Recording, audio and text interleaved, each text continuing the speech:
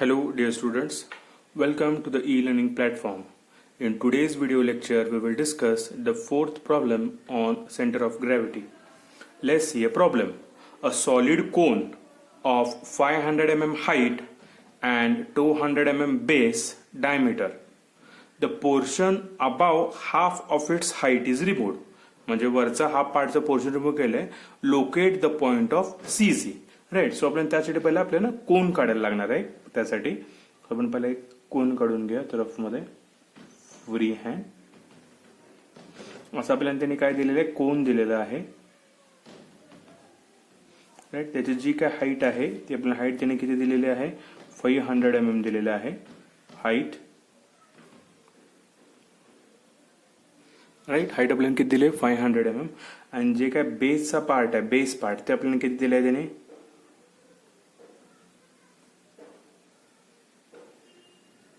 200 mm दिले. Right. आणि त्याचं काय म्हणतं, portion above half of its height. आता काय म्हणलं, अबाव हाफ म्हणजे काय, ही जे काय पार्ट आहे त्याचा हाफ पार्ट पासून वरचा पोर्शन तुम्हाला काय सांगितले, रिमूव्ड सांगितले. राईट. सो आपण ह्याचा 500चा हाफ किती झाला, 250. हाफ किती झाला त्याचा, 250 mm. सो इथून मी काय करणार, त्याला असं रिमूव्ह करणार आहे. राईट. हा वरचा पार्ट तुमचा रिमूव्ह केलाय. हा जो खालचा राहिलेला पार्ट आहे एवढाच पोर्शनचा तुम्हाला काय काढायचा आहे, see. The portion above half of its height is removed. हा वरचा रिमूव्ह केलाय, हा खालच्या एवढा पार्टचा तुम्हाला काढायचा आहे, CG. सो आपल्याला इथं हे असं केल्यामुळं मात्र इथली ही हाईट कळणार आहे का आपल्याला, नाही. राईट. सो त्यासाठी पहिलं आपल्याला काय करायला पाहिजे, फ्रॉम सिमिलर ट्रायंगल. तुम्ही मॅथ्सला शिकला असाल, फ्रॉम सिमिलर ट्रायंगल. आता बघा 500 अपॉन ह्याची बेस इज इक्वल टू 250 त्याची हाईट अपॉन बेस, ही आपल्याला काढायची आहे. राईट. ही क्वेश्चन मार्क आहे. सो ते आपल्याला काढायचं, त्याला आपण एक्स व्हॅल्यू म्हणूया. Right.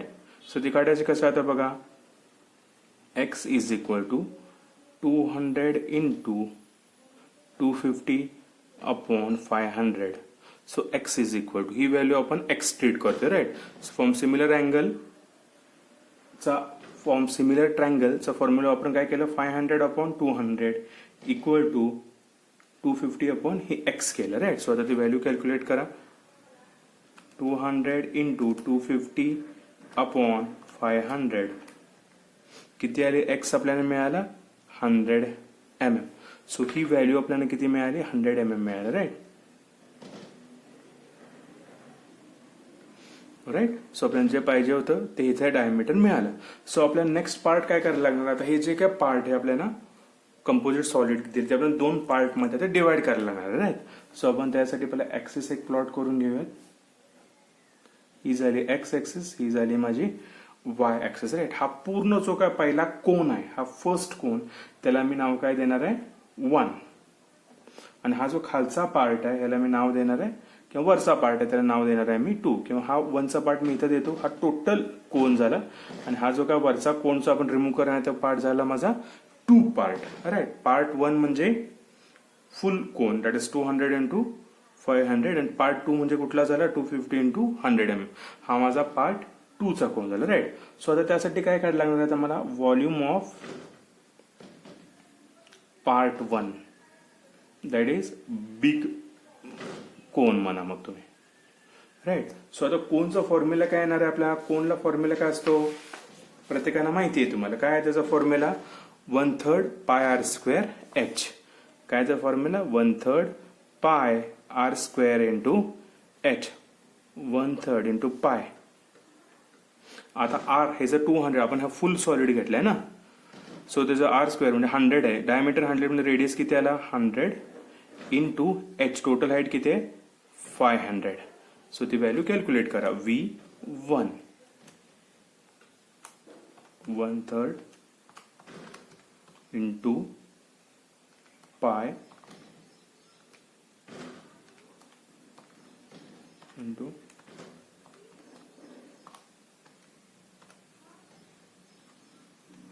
Into pi R square, that is 100 square into H. किती आली ती व्हॅल्यू तिथं लिहून घ्या, व्हॉल्यूम 1 ची.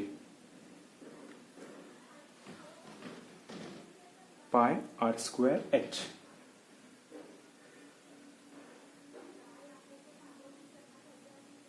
परत एकदा बघा, 1/3 इंटू पाय टू आर किती आहे 100 स्क्वेअर इंटू एच किती आहे आपलं 500. व्हॅल्यू किती आली हे एकदा क्रॉस व्हेरीफाय करा आणि परत लिहायचं. 5235,987.75 mm³ राईट. हा आपण पूर्ण कोनचा काढला राईट. नाव next volume of part 2 that is small cone म्हणा त्याला तुम्ही. त्या formula 1/3 pi R square into H. 1/3 into pi. आता आर म्हणजे हे डायमीटर आहे राईट 100. सो त्याचा आर किती झाला 50 स्क्वेअर इंटू एच. त्याचं किती झालं 250 इंटू एच राईट. 250 म्हणजे हाईट. सो त्यात पर कॅल्क्युलेट करा. 1/3 into pi into R square is 50 into H. किती आली ती व्हॅल्यू आपली 65,4498.46 mm³. परत एकदा क्रॉस व्हेरीफाय करा. 1/3 into pi R square is 50 square into H into 50 H. Pi 1/3 pi R square H. ती व्हॅल्यू किती आली माझी 65,4498.46³. आता आपल्याला काय काढायचं आहे फ्रस्टम दिलं राईट. सो या व्हॉल्यूम मधून मोठ्या व्हॉल्यूम मध्ये हा स्मॉल कोनची व्हॅल्यू आपण मायनस केल्यानंतर याची सीज येणार. सो आपण टोटल व्हॉल्यूमला ऍडिशन करणार आहे का आता नाही. So total volume V equal to V1 minus V2. आता मायनस का करतोय कारण हा अखंड म्हणजे काय असणार आहे 1 असणार आहे आणि स्मॉल म्हणजे काय ही व्हॅल्यू. या 1 मधून ही व्हॅल्यू केल्यानंतर हा आपल्याला एवढाच पार्ट्स आपल्याला त्यांनी सीजी काढायला सांगितलंय ना. सो त्याचं व्हॉल्यूम कसं मिळणार आहे या व्हॉल्यूम मधून ही व्हॅल्यू जेव्हा आपण मायनस करणार तेव्हा आपल्याला ह्या एवढ्या पार्टचा व्हॅल्यूम मिळणार राईट. सो आता व्हॉल्यूम 1चे फॉर्म्युला कुठे आहे व्हॅल्यू कुठे 5235,987.75 मायनस 65,4498.46 इक्वल टू. सो ती व्हॅल्यू कॅल्क्युलेट 5235,987.75 मायनस 65,4498.46 व्हॅल्यू किती आली 45,81,489.29 mm³. हे आपल्याला काय मिळालं त्याचा टोटल व्हॉल्यूम मिळाला राईट. मायनस करून कारण यातून हे मायनस करून याचं काढायचं आहे. सो आता नेक्स्ट आता ही आपली इथं ऍक्सिसला सिमेट्रिक आहे. सो आपल्याला इथं लाईन ऑफ सिमेट्री इथं मिळते ऍज म्हणा तिथं figure is symmetric about y-axis, that is y x bar is equal to total direct मिळणार आहे 200/2. याची जी काय व्हॅल्यू आहे मॅक्सिमम आहे 200/2. दॅट इज किती असणार आहे ते 200/2 इज 100 mm. सो आपल्याला इथं x बार डायरेक्टली मिळालेले आहे राईट. नेक्स्ट आता काय काढायचं आपल्याला distance of centroid. Distance of CZ, that is center of gravity from x-axis, that is y1. Distance of CZ1 म्हणजे ह्या पहिल्या पार्टचा आपल्याला काय असणार आहे y1 असणार आहे. जो पहिला मोठा आहे त्याचा असणार आहे y1. सो y1 काय असणार आहे आपली h/4. काय असणार आहे y1 ची व्हॅल्यू h/4. आपण पहिला सॉलिड म्हणजे कुठला घेतलाय अखंड जो मोठा येतो त्याची व्हॅल्यू किती आहे h ची व्हॅल्यू किती आहे 500/4. सो कॅल्क्युलेटर मध्ये कॅल्क्युलेट करा 500/4 किती आली व्हॅल्यू 125 mm. नेक्स्ट आता y2 ची व्हॅल्यू काढायची म्हणजे याची या कोनची त्याची व्हॅल्यू कुठून येणार आहे इथून आपल्याला याची मिळणार. सो y2 ची व्हॅल्यू कशी असणार आहे आपली हे आपल्याला हाईट किती मिळाले 250 प्लस एच बाय 4. 250 म्हणजे ह्याची इथून हाईट किती आहे, एच बाय 4 आहे ना. सो प्लस ह्या बेसपासून म्हटल्यानंतर हे 250 पण त्यात कॅल्क्युलेट करायला पाहिजे, ॲड करायला पाहिजे. 250 प्लस एच बाय 4 आणि याची हाईट आपल्याला किती मिळाल्या, 250 आहे right. So 250 plus 250 by 4 y2 is equal to 250 by 4 करा पहिला, ती व्हॅल्यू मिळाली प्लस 250 किती मिळालं, 312.5 mm. हे लक्षात आलं का आपण इथं असं काय केलं आहे, 250 प्लस एच बाय 4, कारण ही हाईट किती आहे आपली 250, आपण हाफ ऑफमध्ये केलं ना. सो 250 प्लस 250, सो इथून हे 250 प्लस याची इथून वरचं हे किती असणार आहे, H by 4. So 250 plus H by 4 केलं राईट. नाव आपल्याला नेक्स्ट काय काढायचं आता, वाय बार. वाय बारचा फॉर्म्युला काय आता, V1 y1 minus V2 y2. Minus का करायला, कारण आपल्याला ह्या अखंड सॉलिडमधून ह्या व्हॉल्यूम 2 ची व्हॅल्यू मायनस केल्यानंतर ह्या फ्रस्टमची व्हॅल्यू सी जी काढायची, त्यासाठी राईट. Minus upon V. त्यामुळे आपण सुद्धा टोटल व्हॉल्यूम करताना ते काय केले, मायनसच केलेलं right.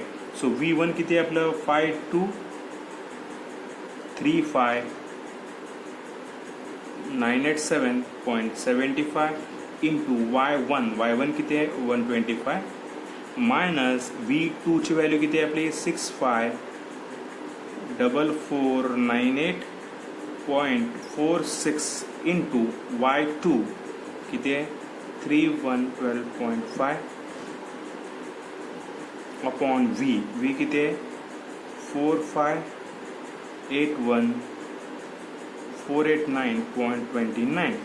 So y bar is equal, ती व्हॅल्यू आता व्यवस्थित काळजीपूर्वक कॅल्क्युलेटमध्ये इन्सर्ट करून झालं. 5235987.75 into y1 minus 654498.46 into 312.5 upon 4581489.29. Value किती आहे वाय बारची 98.21 mm. सो आपल्याला इथं काय मिळणार आहे, त्याचा सी जी मिळणार राईट. किती लिहा, C G equal to X bar Y bar. So X बारची व्हॅल्यू किती आपली 100 आणि वाय बारची व्हॅल्यू किती आली 98.21 right. C G is equal to, हे आपलं झालं. आपल्याला इथं प्रॉब्लेम असा कंप्लीट झालेला आहे. सो प्रत्येक प्रॉब्लेम सॉल्व्ह करताना तुम्हाला सेंटर ऑफ ग्रॅव्हिटीचे व्हॉल्यूमचा फॉर्म्युला माहीत असणं गरजेचं आहे आणि एक्स आणि वायच्या व्हॅल्यूज कसं कॅल्क्युलेट करायचं ते जर तुम्हाला डिस्टन्सेस ॲक्युरेट फाइंड आउट करता आले तर तुमचा कुठलाही प्रॉब्लेम चुकणार नाही आहे राईट. त्यासाठी तुम्हाला फॉर्म्युलेज आणि सेंट्रॉइडच्या संदर्भात एक्स आणि वायच्या व्हॅल्यू कसं काढायच्या आणि सेंटर ऑफ ग्रॅव्हिटी संदर्भात एक्स आणि वायच्या व्हॅल्यू कसं काढायच्या. सेंट्रॉइडमध्ये आपण एरिया काढतो, सेंटर ऑफ ग्रॅव्हिटीमध्ये आपण व्हॉल्यूम काढतो. ते जर तुम्हाला लक्षात आलं की तुम्हाला कुठलाही प्रॉब्लेम सॉल्व्ह करताना अडचणी येणार नाहीत राईट. हो, हा प्रॉब्लेम तुम्हाला लक्षात आलाच असेल. एकदम सिम्पल प्रॉब्लेम आहे. व्हिडिओ बघत सॉल्व्ह करा, नक्कीच तुम्हाला जमेल right. Thank you. Have a happy learning.